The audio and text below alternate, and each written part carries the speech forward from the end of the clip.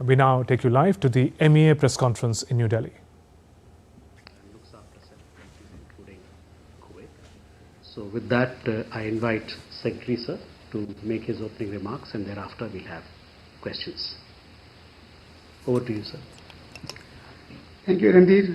Good afternoon to all of you.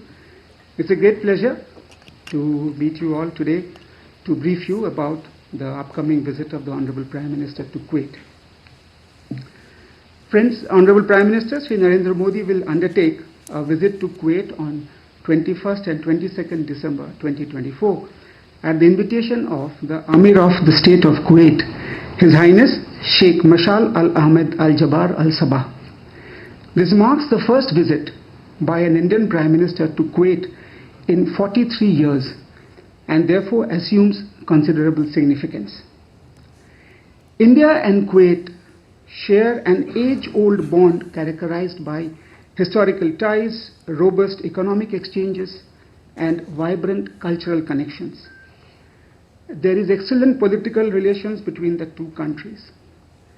Prime Minister recently met the Crown Prince of Kuwait on the sidelines of the United Nations General Assembly session in September this year. Earlier, External Affairs Minister Dr. S. Jaishankar visited Kuwait in August this year. You would all recall the Minister of Foreign Affairs of Kuwait, His Excellency Mr. Abdullah Ali Al Hayya, visited India recently on 3rd, 4th of December. Both the foreign ministers had earlier met in September this year on the sidelines of the inaugural India-Gulf Cooperation Council Strategic Dialogue in Riyadh. These recent high-level engagements and other ministerial-level exchanges have infused a fresh momentum into the bilateral relations between India and Kuwait. To further strengthen the institutional mechanism of cooperation, an MOU to establish a joint commission was signed during the recent visit of the Foreign Minister of Kuwait to India in December this year. The commission will be headed by the foreign ministers of both the countries. New joint working groups in the areas of trade, investment, education, technology, agriculture, security, and culture will be set up under the Commission. It will act as an umbrella institutional mechanism to comprehensively review and monitor the entire gamut of the bilateral relations between India and Kuwait through these new joint working groups and the existing ones in areas which include hydrocarbons, health, and in consular matters. India ranks among Kuwait's top trading partners, with bilateral trade between the two countries at more than $10 billion during the year 2023-24. Kuwait also remains a reliable energy partner for India, both in terms of supply of crude oil and LPG. There are investments also from Kuwait in India. Friends, the Indian community, which is numbering around 1 million, is the largest expatriate group in Kuwait and contributes significantly towards the continued growth of the Kuwait across various sectors, serving as a living bridge between our two nations. Cultural and educational ties also remain vibrant between our two countries. Kuwait is thus one of India's key partners in the Gulf region today. I just wanted to give you a brief context on the background to the visit. Now, coming to the elements of the program during the visit, the Honorable Prime Minister will be accorded a ceremonial guard of honor at the Bayan Palace, following which he will be holding separate meetings with the Amir of Kuwait and the Crown Prince of Kuwait. There will be delegation-level talks with the Prime Minister of Kuwait thereafter. During these bilateral discussions, the Prime Minister will review with the leadership of Kuwait the entire spectrum of our bilateral relations, including in areas such as the political, trade, investment, energy, culture, and people-to-people ties, and the steps that both sides need to take to further enhance them. The Crown Prince will be hosting a banquet in honor of the Honorable Prime Minister. The Prime Minister will also interact with the Indian diaspora at a community event and also visit a labor camp. He will also attend the opening ceremony of the 26th Arabian Gulf Cup as a special guest of His Highness the Amir of Kuwait. Friends, there has been a major transformation in India's ties with the countries in the Gulf region. Honorable Prime Minister has given special emphasis to strengthening and deepening the relations with the Gulf countries. Kuwait is presently the chair of the Gulf Cooperation Council, with which India has established a structured conversation. The first ever India-GCC joint ministerial meeting for strategic dialogue was held in Riyadh in September this year, which I just referred a little while ago about the meeting between the two foreign ministers. So this historic visit by the Prime Minister is expected to open a new chapter in India-Kuwait bilateral relations. It will not only consolidate the partnership in existing spheres, but also unveil new avenues for future cooperation, reinforce our shared values, and build a stronger and more dynamic partnership for the future. It is also expected to boost the ties between India and the Gulf Cooperation Council. Thank you, friends, and I shall be happy to answer your questions that you may have. Okay. A lot of questions. Huma. Sir, I'm Huma Siddiqui from the Financial Express. Kuwait is holding the presidency for the GCC from this month. Will the India-GCC FTA feature in the talks?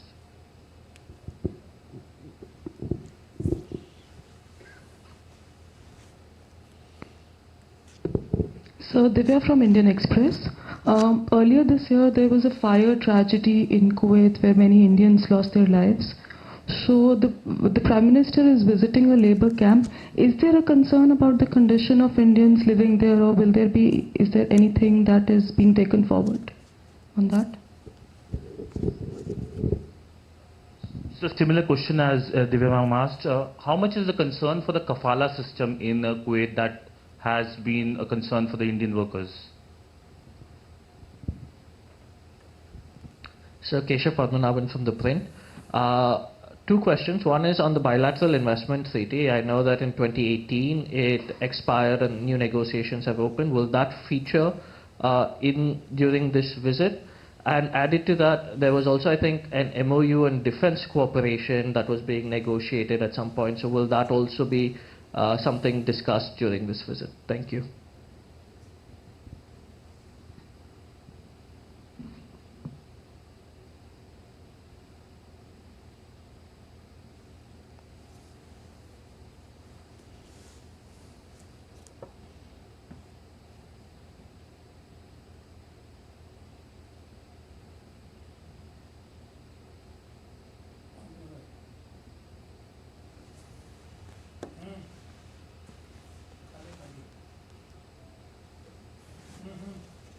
First, let me come on to the FTA part of it. The FTA negotiations, we hope, will be continuing with Kuwait as the chair of the GCC. That is a process that has been going on for some time, and we hope that both sides will be able to work towards it and conclude it. Regarding the visit to the labor camp, the Government of India attaches considerable importance to the welfare of all the workers which are abroad. As I just mentioned, we have a community of around 1 million. As Secretary CPV and OIA, this is one of our priority areas that we have. So the idea of the visit of the Honorable Prime Minister to labor camp is to express that the amount of importance that the Government of India attaches to our workers who are there in a foreign country. So that is the prime purpose for this particular visit. As far as the kafala system is concerned, I will come back to that on that, because I still do not have any information or any concerns from our workers at the moment. Just give me a while, I'll just come back on that. Regarding the bilateral investment treaty, yes, the discussions are going on. The MOU on defense cooperation also, discussions are going on. We are expecting to finalize a few bilateral documents during this visit, but the discussions are still going on. Once these are done, maybe post-visit we will be able to give you greater details of that. Thank you. We have a question there, Rishabh.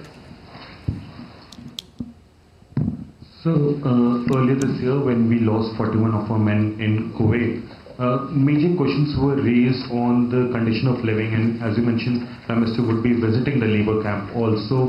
Are we going to provide Kuwait with our concerns over the living standards of our men there? Because there have been continuous complaints that people have been placed in those labor camps and were even forced to work in inhumane conditions. So is that going to be a feature in the talks?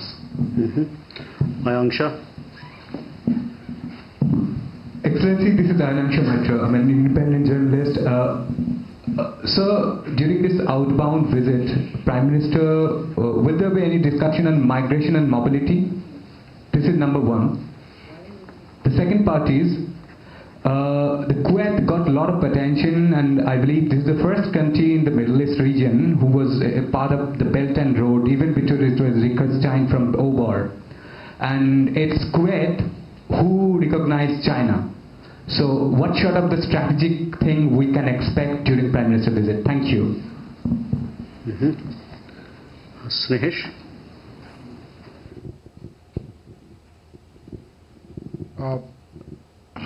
So the Prime Minister is going on this is a standalone visit, but there were inputs that the Prime Minister was earlier planning to go to another country, which is Saudi. Were the dates not been able to work out? Any particular reason why the dates didn't work out, sir? Siddhant. Secretary, if you can, I'm Siddhant from CNN News 18. If you can share some more details about Prime Minister's diaspora engagement, the name of the event, and approximately how many people are expected to attend the event. Thank you.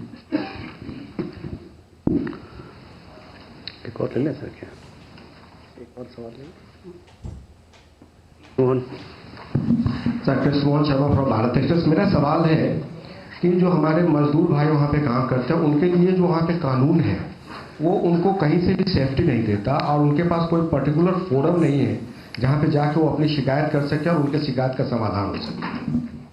Ji.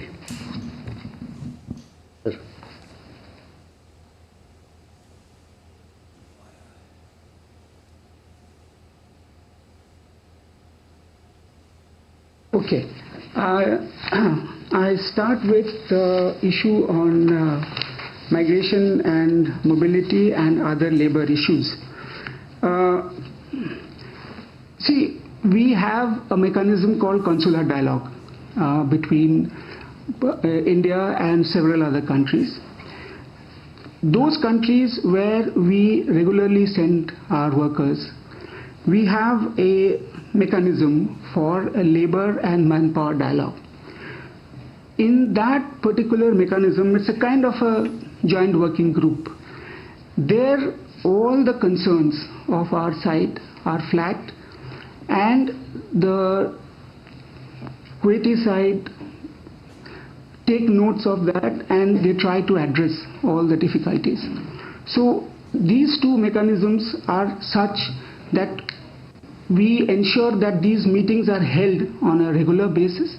And I'm just not talking about, in this case, Kuwait alone, but with most of the countries, this kind of a mechanism exists between India and those countries concerned.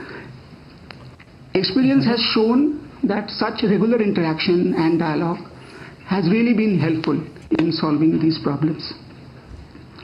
The second part was about whether we are doing any migration and mobility agreement. At this moment, we are not looking at a migration and mobility agreement with Kuwait. We have a labor and manpower agreement with Kuwait.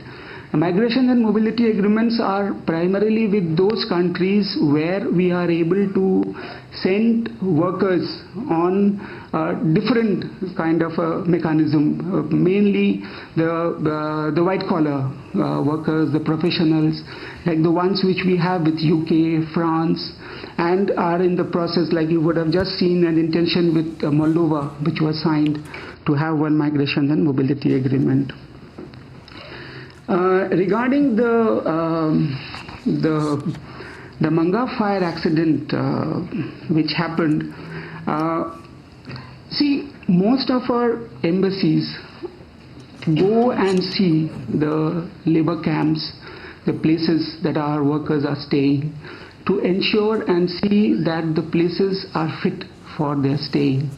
And that is an exercise which is an ongoing exercise which we regularly are doing. The Mangaf incident was an unfortunate thing that happened that early morning on 12th of June, for which we lost a large number of Indian nationals in that event. We have taken, I mean, the Honorable Prime Minister himself chaired a review meeting that day itself, and our MOS, Sri Kirtivadan Singh ji, had personally gone, supervised the movement of the mortal remains of all those who had unfortunately passed away in that particular incident. Several compensations have been announced, not only by the government of Kuwait, but by the government of India and the employer also. I am not going into all the details. Those are here with me. In case anybody is interested after this, we would be very happy to share that. As far as the diaspora engagement is concerned, which you mentioned, we are looking at Prime Minister's engagement with big numbers of the Indian diaspora of that particular event. I am not able to give you the full details at this moment because certain elements of the program are still being worked out. But we are looking at a number of not less than 4,000 to 5,000 who would be attending in that particular event. But certain elements of it are still being tied up. So therefore I will not be able to at this moment give you the entire details. But we expect a very good interaction of the Honorable Prime Minister with our community. The dates for the Saudi Arabian visit, as you mentioned, you see, visits at any level are always as per the mutual convenience of both the sides. So unless you have mutually convenient dates, you will not be able to have a visit, whether it's an outgoing visit or an incoming visit. So the Kuwaiti visit, we were able to get the mutual convenience of the Amir, who in this case has invited the Prime Minister. So the visit worked out. Yes, safety of our workers is one major area which is a major concern, and this is something, as I said, we always keep on conveying to the Kuwaiti side, to any government where our workers are there. So the dialogue bilateral mechanism which I mentioned is something which we use for this purpose, and also our missions are there. Our ambassadors regularly take up issues of concern that our workers have. You see, we have what is called the Protector of Immigrants in the Ministry of External Affairs. Kuwait and the Gulf countries are designated as the immigration check required countries. So all those who hold an immigration check required passport are required to go through the Protector of Immigrants system of sending people. We have a robust e-migrate portal which you would have all participated in this inauguration, which the Honorable External Affairs Minister did on 13th or 14th of October. And that portal is something which we continuously encourage and request all workers who are going to the ECR countries to use this particular portal. The advantages of going through this is that we know who is the foreign employer, we know the channels through which the person has gone, we know in case there is a difficulty or in this case there is any problem, we will be able to extend a help in a minute to that person, because the e-migrate portal is connected with the Passport Seva Project portal, with the Bureau of Immigration portal. So to identify the person's next of kith and kin here in India or the employer over there is very easy, not only for the embassies but also for the government and our team sitting over here. So, I mean, through our friends in the media, this is something I would like to again reiterate, that please spread the word to use our e-migrate portal so that you go safe and the workers and everybody goes secure. This much also I can tell you, in case any person or any worker has any problem in any part of the country, of a country abroad, the Indian embassy is always there. And we are the first that immediately should be approached, and we would be always there standing by that person to help them, no matter what time of the day it is. And for this purpose, we have 24-hour helplines available. I mean, mobile phones are accessible, so anybody can reach our embassies at any point of time. So this is something in a larger context I am telling, not exactly on the Kuwaiti frontier, taking advantage of being Secretary CPVOI in the ministry. So this on the about the safety and other issues of the workers. So I think I have covered yes, all the issues that were raised. Yeah. So we have a couple of questions, but please ask a question if they are different from the questions that have been already asked. So, Jugal. So, hi, this is Jugal from the BBC. So just a clarification, the Al-Mangaf incident, can you provide us an update on where the investigation is at, and whether there have been any learnings insofar as for us as a country and advisories out of that incident passed on to the people going there to work? Okay. Yeshi, please, I already explanation has been given on the labor issues, so anything you have beyond that.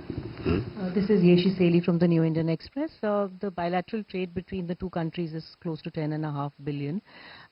Is there any talks, are any talks likely around trade in local currency, since India has been propagating that in many other countries? Sanjeev. Sanjeev Barwa from The Week, please. So, can you please provide some more details about the energy and the hydrocarbon negotiations that we are having at Kuwait? Thank you. The question there? Yeah. Hi, I'm Altaf from Bloomberg. You have just said that Kuwait has invested $10 billion in India so far. So in what areas Kuwait has invested in India? Just to add, just a follow-up questions to ma'am. That if you share some specific, that is India, with this visit, is India looking to bolster trade ties with Kuwait? That, like, for example, is it looking to increase the energy imports from Kuwait? Thank you. Okay. Take one last question here. Moderate from news nation, आपने defence cooperation का जिक्र किया Kuwait के साथ, तो अभी भारत और Kuwait के बीच में डिफेंस कोऑपरेशन का स्टेटस क्या है, और क्या हम लोग कोई अपना प्लेटफॉर्म जो है वो प्रोजेक्ट कर रहे हैं कि कुवैत हमसे ले?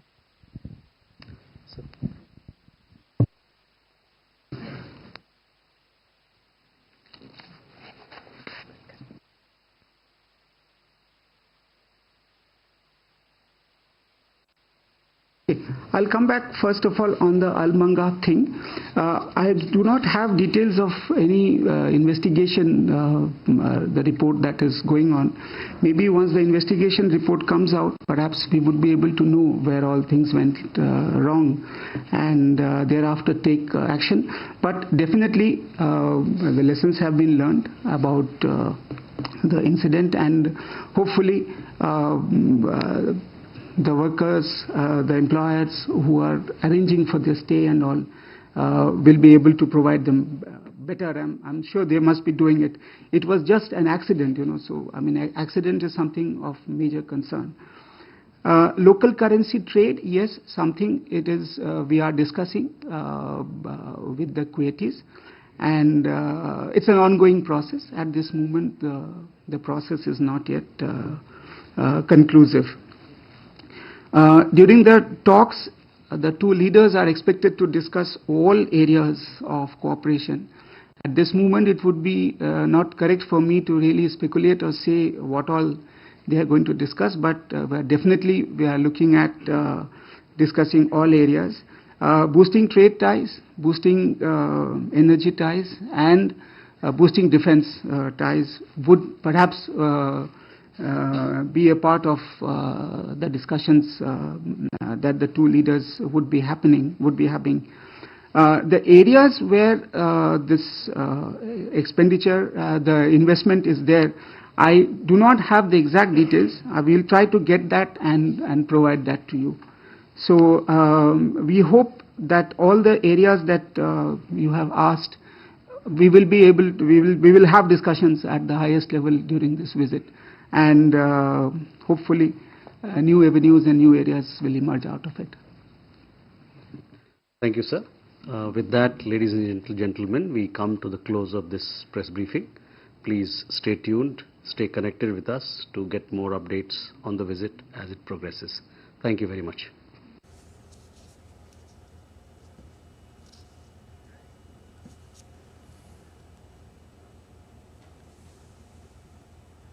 That was the MEA press conference talking about Prime Minister Narendra Modi's upcoming visit to Kuwait on 21st and 22nd of December.